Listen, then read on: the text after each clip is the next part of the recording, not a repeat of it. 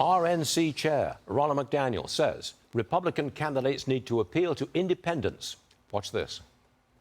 You know, I look at 2022 as the year of the independent. And I think one of the stories that doesn't get told is in every single battleground state except Pennsylvania, a Republican won statewide. So we had more ticket splitting than we've ever seen.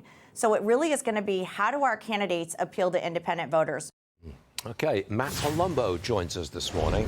Matt, in your opinion, which Republicans will do best with independents? Well, I would have to say ultimately it doesn't matter because there's a 99% chance it's going to be Trump versus Biden. So it has to be, how do we sell Trump again? And, you know, Trump is in a very unique situation where he gets to say, I was president, and this is my record. So when he attacks Biden, he doesn't have to say, you know, it's theoretical, me versus him, what it's like. We know what a Trump presidency is like. We know what a Biden presidency is like. And it's bad enough where something like, I think it's 80% of Democrats don't want Biden to run again. With Trump, it's the opposite. He's the only person anyone's excited about on the right. So, you know, the independent vote is less relevant here, I'd argue. Now, I want to just stay there for a second, Matt. Lon, would you just come back in again? Because I want more on Trump's new immigration plan. It's just been revealed just before the debate.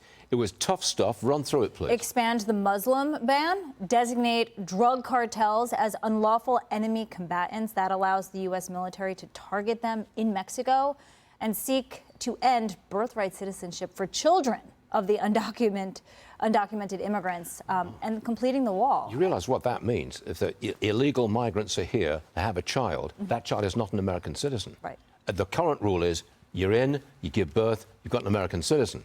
That's a big change. What do you say, Matt? Well, this is what got him elected the first time, and I know the establishment is kind of worried, you know, this is not an electable policy, but, you know, Romney was an electable candidate, McCain was an electable candidate. We know how electable candidates tend to do in elections, and again, this is what won Trump in 2016, and I think this is what he should go with. But do you think it flies? I mean, this is, in 2016, he was big on the wall and the Mexican immigrants and all the rest of it. It sounded kind of harsh then. Fast forward 8 years to now, or 7 or 8 years, how's the public going to react to a very, very strong immigration law? Well, you know, with Biden and the border crisis, now we get to see firsthand this is how bad it can really get, and it's way worse than anyone thought. So he now gets to say, I didn't get to do everything I wanted to my first term, and look at the consequences when this guy took office. So now we really need it, and I think that would be a very strong selling point. The way you're talking, you think Trump's a shoo-in.